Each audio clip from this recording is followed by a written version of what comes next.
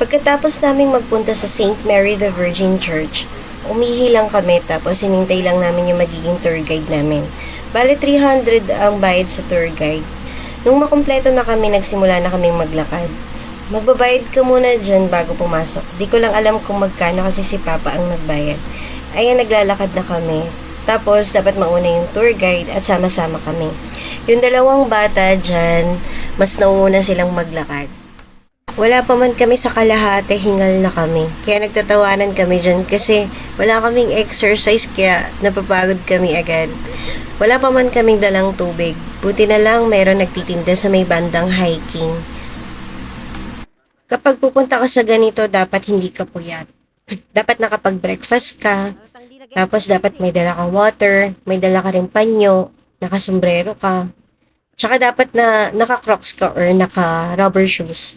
Kasi kung naka-tsinelas ka, baka madulas ka. Lalo na kung may mga tsinelas na madudulas talaga. Lalo na may part dito na mabuhangin lang, hindi siya naka-semento. For safety na rin.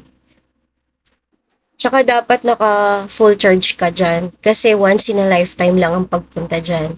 Maliban na lang kung talagang taga dyan ka, talagang palagi kang umuwi. Malayo din kasi yan eh. Ang biyahe namin 12 hours kasama na yung mga stopover doon.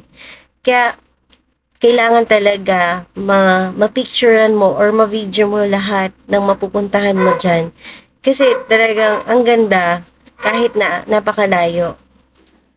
O kaya magdala ka ng power bank. Lalo na kung ang cellphone mo iPhone, talagang mabilis ka malowbat. Kaya magdala ka ng power bank mo. Dalawa, tatlo, ganon. Ayan, nihintay nila ako dyan. Sabi ko, sige po, mauna na kayo. Hindi, dapat sama-sama tayo. Sabay-sabay tayong aakyat, ganon. Kasi nagre-record ako dyan eh.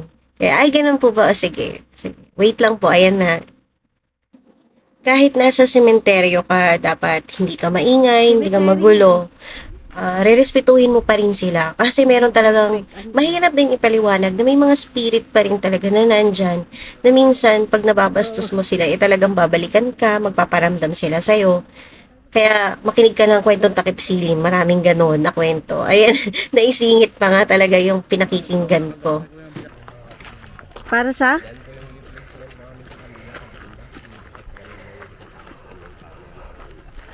Kasi na-try niya magsisabutas ng Southport 4. Ibig sabihin, taga rito siya kaya dito siya na-living.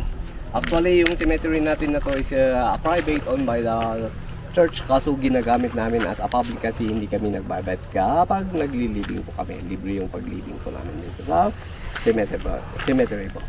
Yung mga veterans is just a memorandum of the veterans during the memorandum.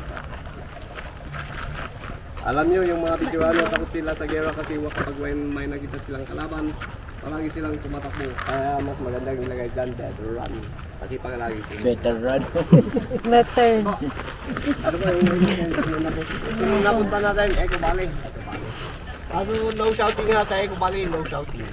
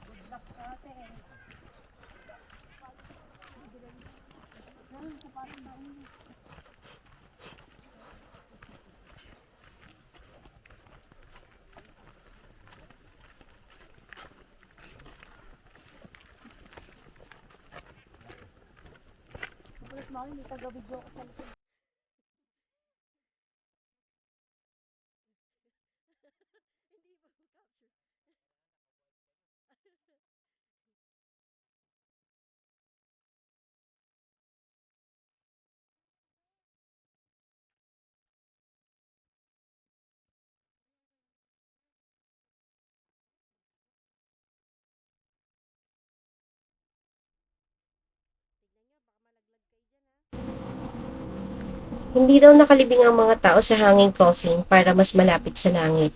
Ang dahilan daw for safety. Iwas sa mga wild animals kasi mabaho yung bangkay kasi hindi na i-embalsam mo. At ang nililibing lang dyan ay yung mga namatay sa natural death. Sa iba daw nililibing yung mga namatay sa accident. At may paniniwala sila na mas madaling makakalabas yung spirit nila at makakagala sila sa nature. Paniniwala nila kasi lahat may buhay. Kaysa naman daw sa lupa, mas mahihirapan sila kasi 6 meters deep daw yon. Kaya hindi daw makakalabas yung spirit para makagala. Isang dahilan pa daw, dahil para hindi mabulok agad kasi fresh air tapos direct sunlight at preservative rock kaya matagal mabulok. Sabi pa nung tour guide, habang nakaburol, hindi nakahiga kundi nakaupo para mas mabilis maging fetal position. Kasi kung paano ka lumabas sa nanay mo, ganun ka rin babalik. Kaburol lang siya ng 24 hours. Kinabukasan, ililibing na. Inuunang ilagay yung kabao, tapos isusunod buhatin yung katawan. Gamit nila yung hagdan na ginagamit nila. Sayang hindi ko na-record yung sinasabi ng tour guide kasi nag-shutdown na yung camera na ginagamit ko pang record. Para sana sa kanya nyo mismo naririnig yung kinakwento niya about sa hanging coffin.